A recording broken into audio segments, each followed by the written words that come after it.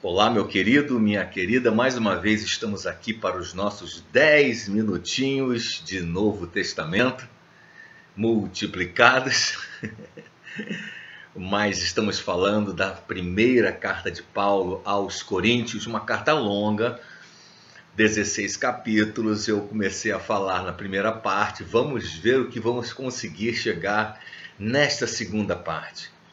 Fazendo uma recapitulaçãozinha rápida, Paulo falando sobre como ele chega a Corinto, a maneira que ele trouxe a palavra, as manifestações do Espírito Santo, a sabedoria que ele depositou em Deus exclusivamente, a manifestação do conhecimento espiritual. Ele diz lá que, ora, o homem natural, ele fala aqui, olha, é muito interessante essa passagem. Ele diz assim: ora, o homem natural não aceita as coisas do Espírito de Deus, porque eles são loucura e não pode entendê-las, porque elas se discernem espiritualmente. Porém, o homem espiritual julga todas as coisas, mas ele mesmo não é julgado por ninguém.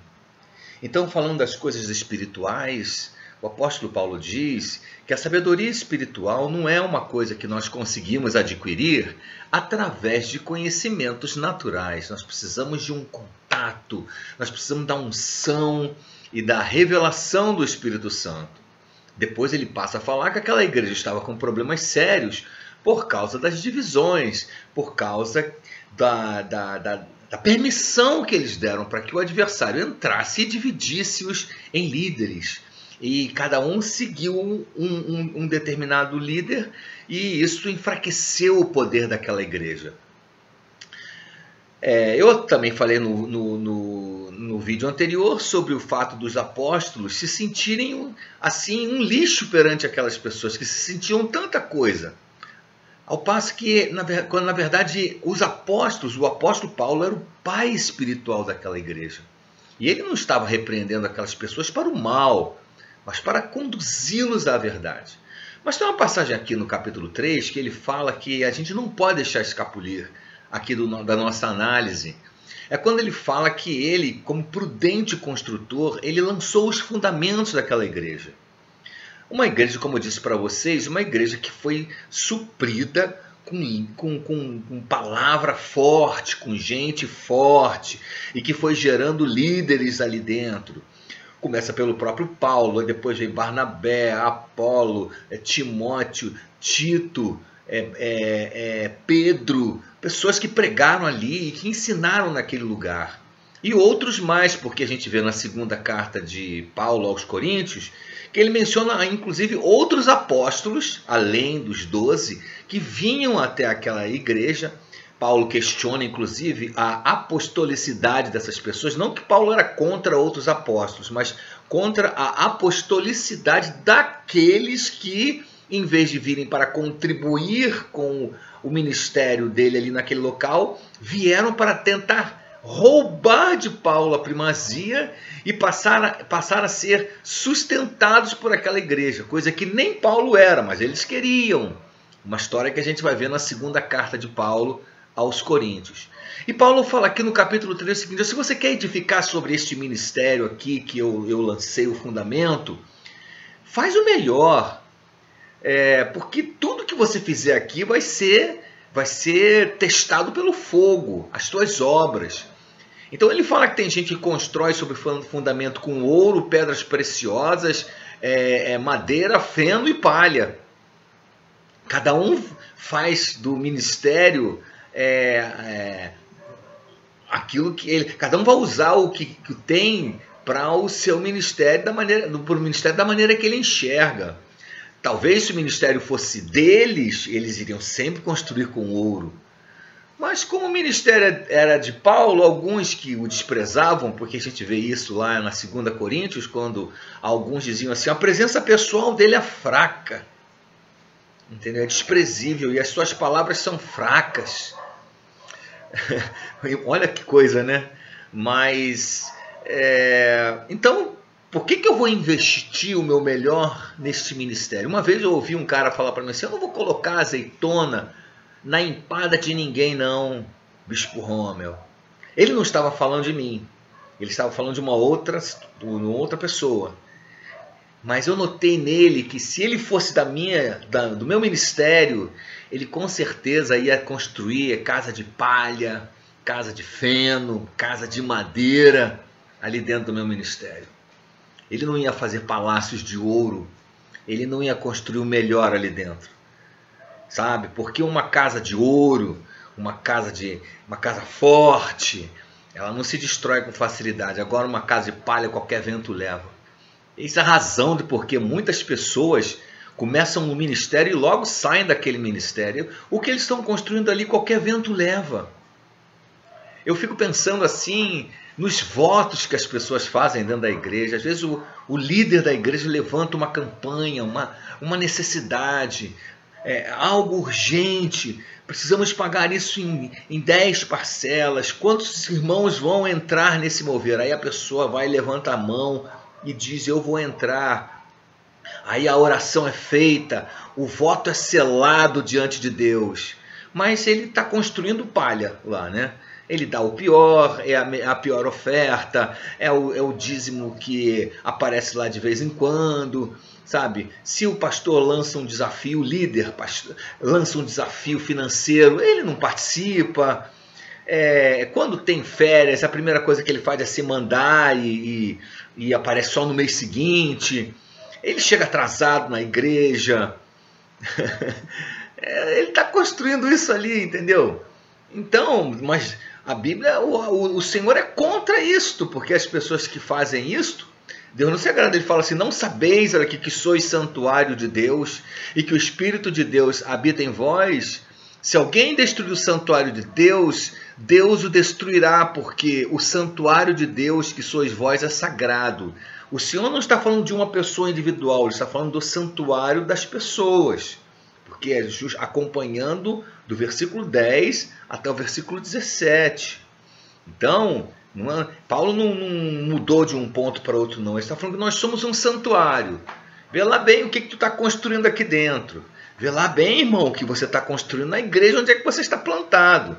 Se lá para a tua igreja tu dá palha, irmão, pode ter certeza, tu vai se encontrar com a mão de Deus. Agora, se você está dando ouro, se você está dando o seu melhor, se você está construindo, se você está colocando a azeitona lá na empada, sim, porque você quer que ali naquele ministério sirva a melhor empada, você quer participar disto, com certeza o Senhor vai pesar aí a tua participação e vai te galardoar proporcionalmente ao que você está entregando para Ele.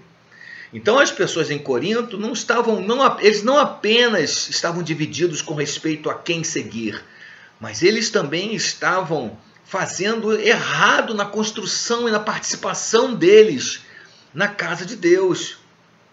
Isso tudo era muito ruim, muito errado. O Espírito de Deus não estava se agradando. A carta de Paulo foi escrita exatamente para combater esses problemas. Paulo não ficou jogando indiretas, sabe? Paulo não ficou... Ele foi direto ao assunto. Ele tocou na ferida dos coríntios. Coisa que muitas pessoas não gostam. Quando o pastor prega, ele tem que ficar jogando indireta. Olha, você aí que gosta de sabiá. Olha, você que gosta de urubu. Quando, na verdade, ele quer tocar no teu problema. Mas não pode, porque se tocar, o pastor jogou indireta. Você vê quantas indiretas o pastor jogou para mim? Quando, na verdade, Deus está falando com você e tu não quer. Ele está usando a Bíblia. Esquece o pastor. Pensa na palavra de Deus. E é o que Paulo está falando para eles aqui. Sou pai de vocês, gerei vocês em Cristo. Cheguei aí, não tinha nada de evangelho. Comecei a pregar a palavra e os milagres foram acontecendo. E Deus foi salvando as pessoas de vários lugares, de vários segmentos. Uma igreja se formou. Vieram outras pessoas para ajudar o trabalho, porque nem Barnabé, nem Pedro, nem Tito, nem Timóteo, nem Paulo, e eles não estavam querendo, nenhum deles, pegar uma fatia da igreja de Corinto, não. Eles queriam que a igreja crescesse. Eram os coríntios mesmo que estavam fazendo esse tipo de divisão. Lembra que eu falei para vocês que quem destrói a igreja são os próprios membros? São os próprios crentes que passam a divergir da liderança, passam a jogar veneno no meio da igreja com as palavras para destruição. Era o que estava acontecendo aqui nessa igreja. Aí uma igreja que se achava cheia de si, cheia do Espírito Santo, uma igreja que achava que era tudo aquilo. No entanto, o filho de um membro da igreja tinha roubado a mulher do próprio pai, ou seja, a madrasta. Olha que situação. O pai ficou envergonhado e saiu da igreja. Aí, em vez da liderança chegar para esse rapaz e falar: como é que é essa história? Você tomou a mulher de seu pai? Não, aqui você não pode ficar, não. Ou você se acerta com Deus, ou aqui você não fica, não. Abraçaram o rapaz que praticou essa atitude e o pai ficou jogado às baratas.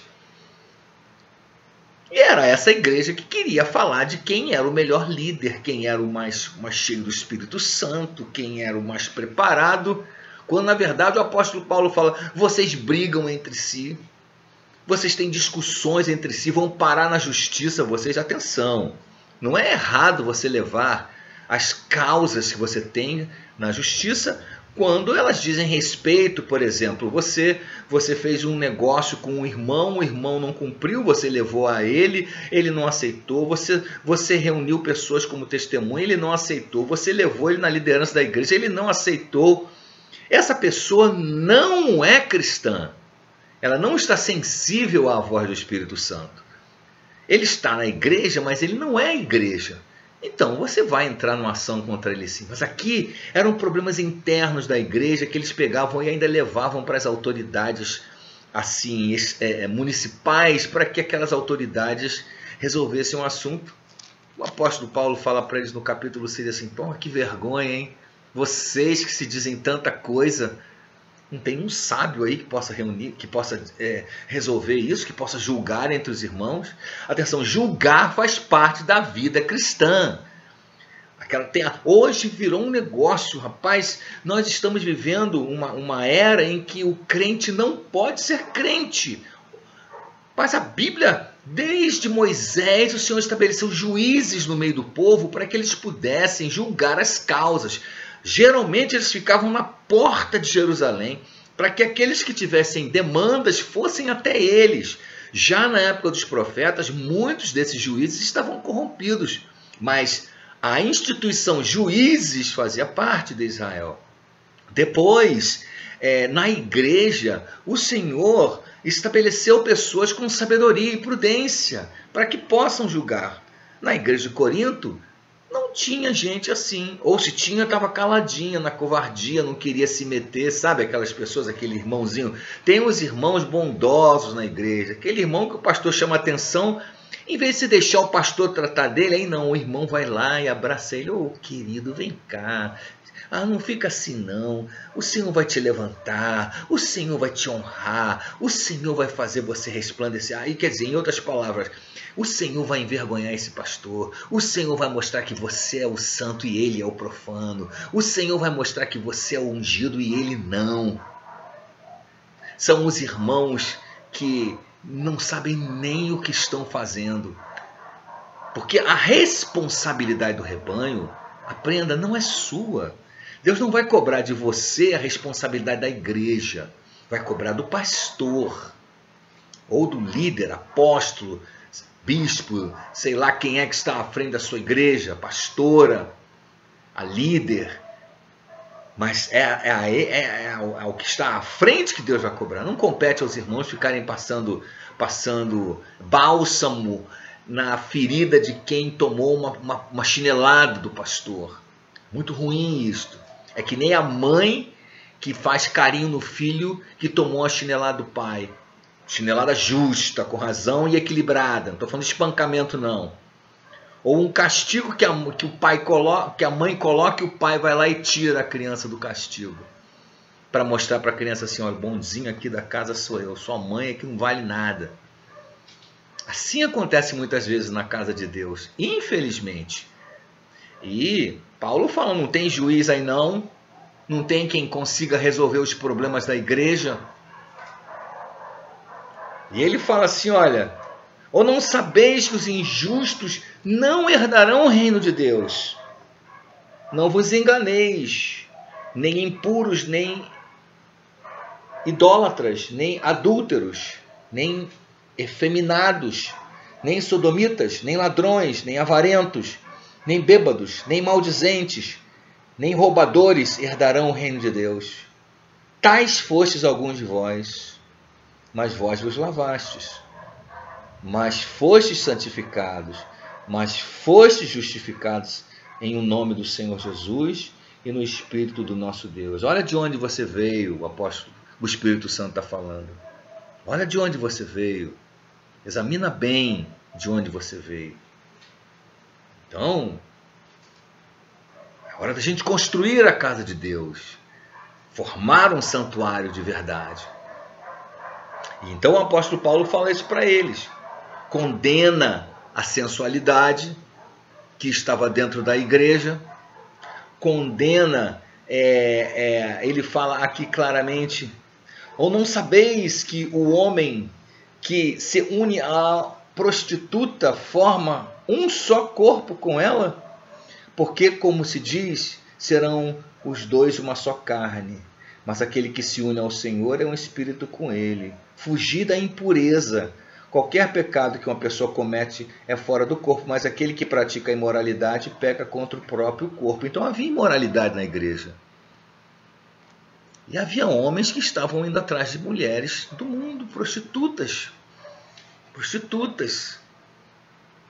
Eu me refiro à mulher que ganha dinheiro com isto. Ora, veja se tem condições. Isso. E é essa igreja que quer se levantar contra Paulo, em outras palavras. É essa igreja que quer dizer tanto? O apóstolo Paulo fala. A imoralidade. Todo mundo tem um espelho em casa, não é verdade, meu irmão, minha irmã? Se o irmão sai com uma calça muito apertada, ele vai estar mostrando ali os seus órgãos genitais. E a mulher com a calça apertada vai mostrar o quê? A calcinha. É isso que você quer mostrar? Sabe, alguns dizem assim, o que importa é o coração. O coração é o mais importante. E as outras coisas importantes? Se a roupa que você vai adorar a Deus tem que ser uma roupa especial. Ah, mas eu não quero ter duas caras. Não é questão de ter duas caras.